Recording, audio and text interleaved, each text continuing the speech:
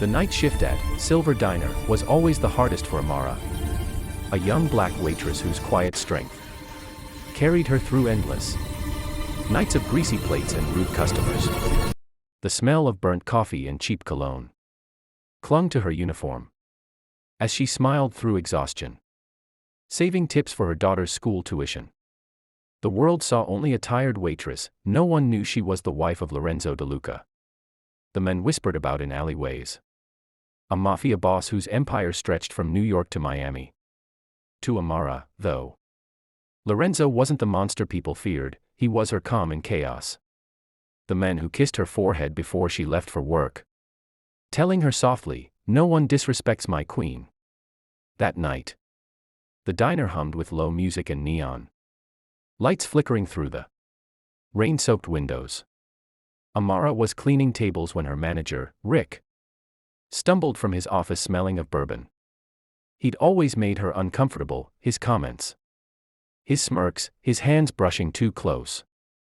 The other waitresses avoided him, but Amara couldn't afford to quit. Rent was due, and life didn't stop for fear. Rick's voice slurred as he leaned against the counter. "Hey, sweetheart," he drawled, eyes roaming her body like she was something on the menu. "You missed a spot." He pointed to a table corner, smirking. Amara ignored him, muttering a polite, "Yes, sir." But Rick wasn't satisfied. "You think you're too good to talk to me, huh?"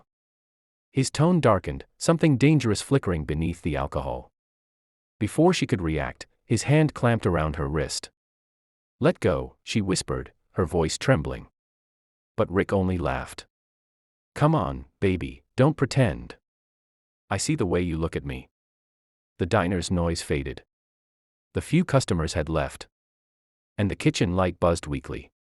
He dragged her toward the back hallway, where the fluorescent lights flickered overhead. Amara tried to pull away, but his grip tightened, yanking her toward the bathroom door. Panic hit her like a wave. Unbeknownst to Rick, a black SUV was parked across the street. Engine idling, rain dripping down the windshield. Inside sat Lorenzo De Luca, his sharp suit immaculate even in the gloom. He wasn't supposed to be there. Amara thought he was in Chicago handling business.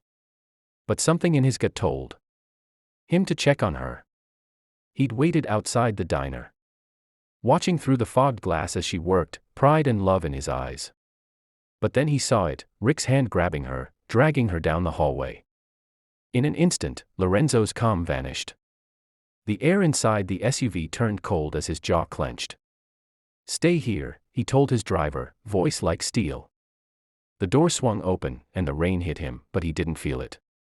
Inside the diner, Rick shoved Amara into the bathroom, locking the door. "You think you can keep ignoring me?" he hissed, breath hot with alcohol. Amara's tears mixed with fear and fury. "My husband," she began. "What, that broke guy who picks you up sometimes?" Rick sneered. "You work for me, Amara. You belong here." Before another word, the door exploded inward. The lock shattered, and the frame splintered like paper. Rick stumbled back, eyes wide. Lorenzo stood in the doorway, black coat drenched, eyes burning with something primal.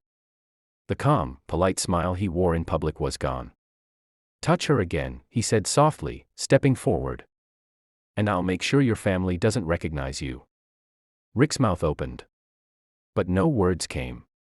Lorenzo moved faster than anyone could blink, a blur of motion. A punch to the gut, another to the jaw.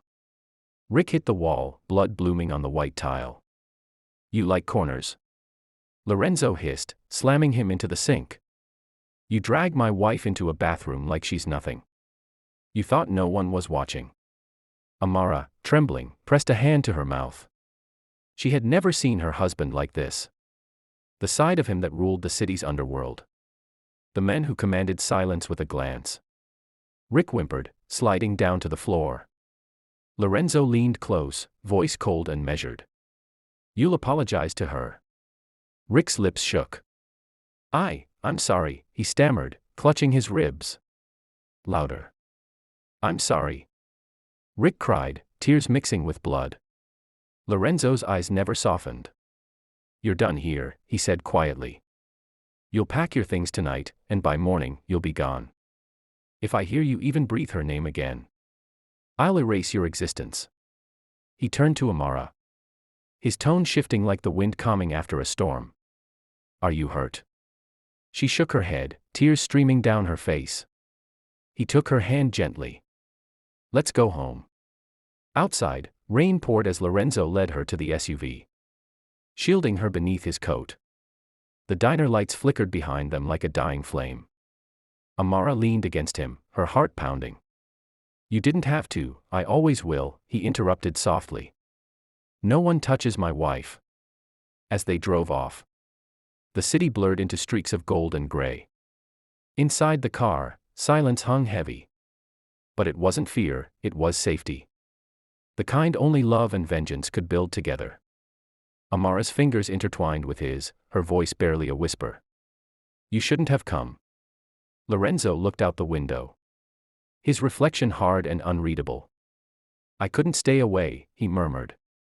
You're my peace, Amara. And I destroy anything that threatens it. By the next morning, the diner was closed for repairs. Rumor spread fast that the manager skipped town overnight. Car abandoned, office cleared out. No one dared ask questions. Amara returned to work days later, greeted with quiet respect from her co-workers. No one spoke of what happened. But every pair of eyes held newfound caution and a hint of awe. She moved gracefully between tables, her smile steady, her soul unbroken. Every night when she returned home, Lorenzo waited by the piano in their living room. The melody soft and slow, filling the house with calm. And when she sat beside him, he'd whisper, You're safe now. Always. Days after the incident, the Silver Diner stayed eerily quiet. Amara walked in, head high, while whispers followed her like smoke. Rick was gone, no one knew where, and no one dared ask. But Amara knew Lorenzo's message had spread beyond the diner walls. That night, a black car idled nearby again, watching over her. When she came home, Lorenzo was on the balcony, city lights glowing behind him. You're safe now, he said, slipping an arm around her waist. No one touches what's mine. She looked up at him, half afraid, half grateful. What if they come back? She asked softly. He smiled faintly, brushing her cheek. Then they'll learn why the city fears my name. The storm had passed. But Amara knew, her husband's love was both her shield and her danger.